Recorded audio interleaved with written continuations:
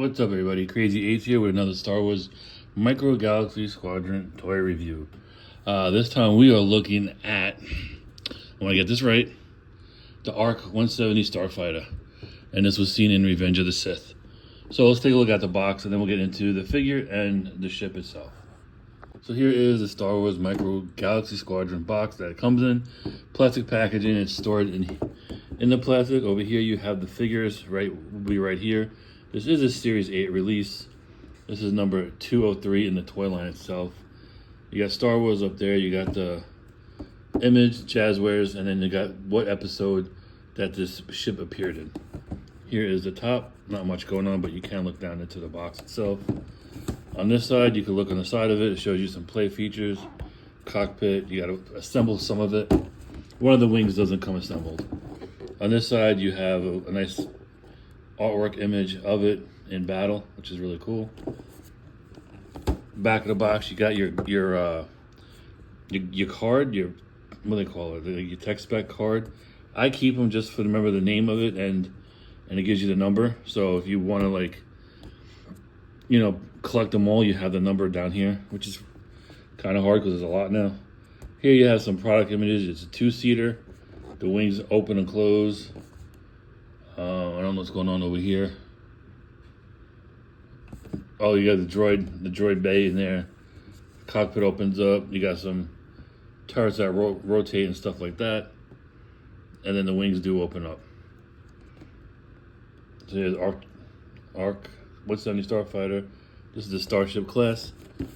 And then here's the boring bottom. Not much going on, but you do have the Disney logo down there. And all this real estate with nothing on it, and then just the code. Now, one thing that they weren't doing, well, they were doing it, they stopped, and then they went back to it, was the inner piece from here could be used as a display stand, which is nice if you want to use it. Now they stopped making it. They stopped doing it. And they had it was just like a background with just tech on it, and nothing from the TV shows or the movies. But they went back to it with this. I guess people were like, oh, why, complained, and they went back, which is nice. Because you could take, let's just say, if you wanted to, and you wanted to display it, you could do that if you wanted to. Just showing you with the X-Wing. It's a nice little piece. I ain't doing it because I ain't got space for it. And that was the box. Now let's get into the toy. Here's everything it comes with. You get 3 figures. You get Oddball, Jag, and R4C7, which are the mini figs. You get both parts of the ship. Now, I just left them like this. When you put them together, they stay together. So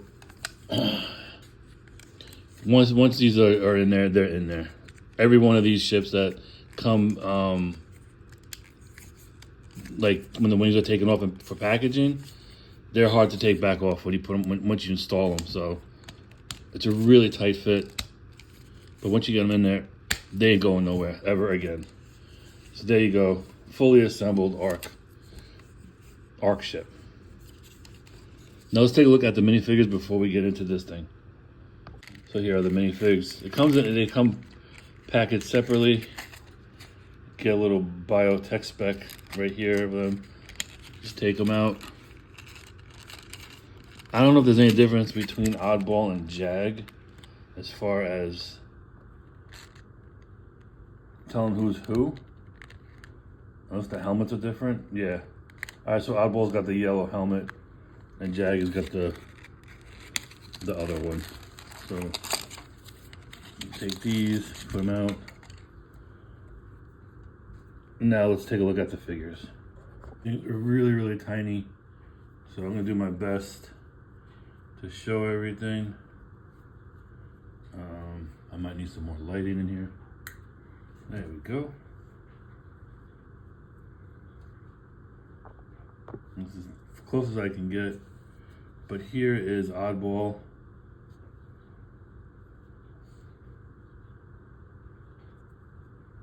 Kind of looks like an AT-AT driver, sort of, kind of. Got some good detailing. Not like enough paint to make out what it is for this size. It's Jag, different color helmet. That's the only way you're gonna tell them apart. But everything else is the same. So you look at them together. Just the helmets are different. Everything else is similar. And there's really very little articulation. It's just arms move up together and the legs move up together. Just so you can put them in a sitting pose. And then for the R2 unit, some rough coloring going on. A little better than when it first came out, but not the cleanest. It's hard to paint these things as small as they are. But those are the minifigs that come with the ship itself. Try to get these all in frame. They're very, very tiny. Now let's take a look at the ship. So here he is out of the packaging, and these guns are kind of, I gotta blow dry them and get them straight. They kind of warped in the packaging. But here's a quick overview of it. It's a pretty hefty size.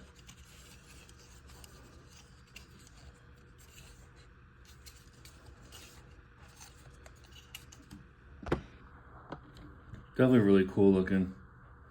Here is some detailing on it. Here's going from the front to the back. It's got that maroon on it. I don't know if this is what this is, if this is their logo. But great detail, good amount of paint. Not a lot of usually what they have to do is they have like wear and tear on them, but they don't have that paint app on here. It looks pretty clean. And usually they show like the scratches and all that, and looks like there's less paint than they normally would have on them. Here are the rear turrets. But a lot of detailing. Like I always point this out. They have detailing in the wells as well of the landing gears.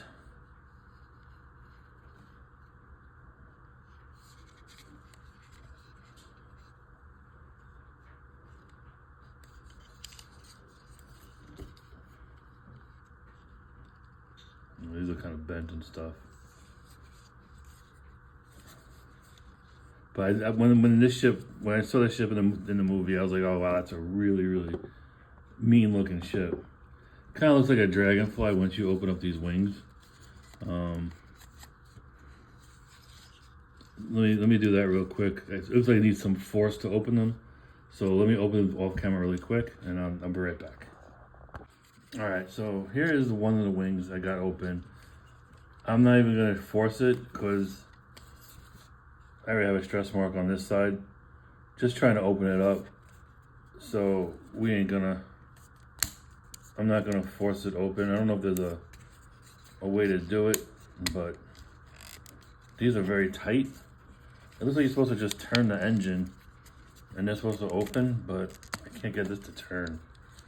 One thing about these toys, like I noticed with the Micro Galaxy Squadron, is that their joints are very tight, and you need to work them to get them to work. But once you get them going, it's fine. But I've broken a few of them just trying to just initially open it up, so I'm not gonna force it at all. So we're gonna leave them closed, which stinks. But that's one of the tolerances are really tight with these toys.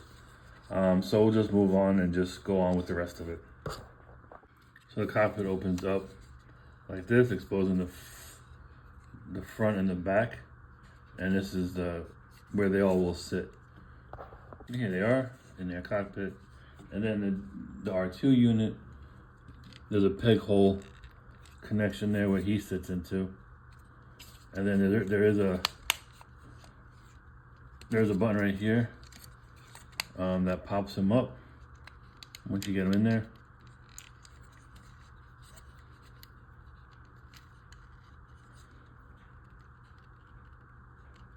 That, and then if you need to get them up, you usually could just pop that button up, but don't look like that's working either.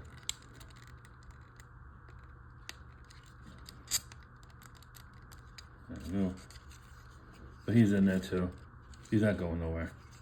These guns swivel left and right, very slightly, but they do swivel. And it looks like, it looks like this piece opens up, but I don't see no hinges on it for it to open. I think it does, but I'm not sure. Oh, it does. It does. There we go. So you could have a third pilot right there. And you could get these usually with the blind boxes. They usually have like different clone troopers you could just plop in there. You'll have extras, so you could probably fit another trooper in there. If you collect this line, you'll have the extras, trust me. I have a few. But that is the Arc-170 Starfighter. A quick look at it. I'll look at him anyway. I go way out for this one. Let's do some comparisons. So the first one I'm going to do is with the X-Wing. You can see the size difference between the two, how small the X-Wing is compared to it. X-Wing is still one of my favorite looking ships. You can see how, I thought when I saw this, it kind of like reminded me of the X-Wing, but now looking at the sizes, maybe not. But that is X-Wing and the Arc-170. And here it is next to a Republic gunship. You see the different sizes on that one. This one's a big chunker compared to this. I want to look at it from like this angle. This thing is a little bigger, but you can see how those two look as well together. And that was my look at the Arc-170 Starfighter from Star Wars Micro Galaxy Squadron. Again, I always like the line. I do pick them up when I can find them. They're not really easily found in the stores. It's hit or miss. I mean, Walmart had this one on sale. They got it for half price. So I picked it up at that point. But yeah, it's a really cool figure. I mean, really cool ship. It got great paint and detail, but I feel like they're skipping out on the paint because usually they do like the wear and tear, the battle damage, and it's just like it's just straight up painted and nothing else. These are soft plastic and they've bent inside the packaging, so I gotta fix them. I already have a stress mark over here, as you can see, trying to get this contraption to work, to open the wings. This side is not working. The landing gears are really tight also. Like I said, with this line, when it comes to the new things, it's really hard to get the opening and closing stuff to open right away. And it's really scary when you do get them open because they're very tight. The tolerances are very tight. Once you get it working on, and it gets easier, but the initial one is pretty scary. I broke a few of them just trying to open up or work the moving parts. Like I can't, like this thing is not turning. Yeah, that's why it was half off. Who knows? But the minifigures are decent. You can tell them apart by the colors of the helmets, so you know who Oddball is and who's Jag. Painting is a little rough on the figures. I mean, for the size that they are. But I do like the line. I have a lot of them. This is number 203 in the line. So they have 203 different vehicles, which is crazy. I didn't think Star Wars had that many. But anyway, that's it for this video. I do hope you all enjoy it. Crazy 8s is out.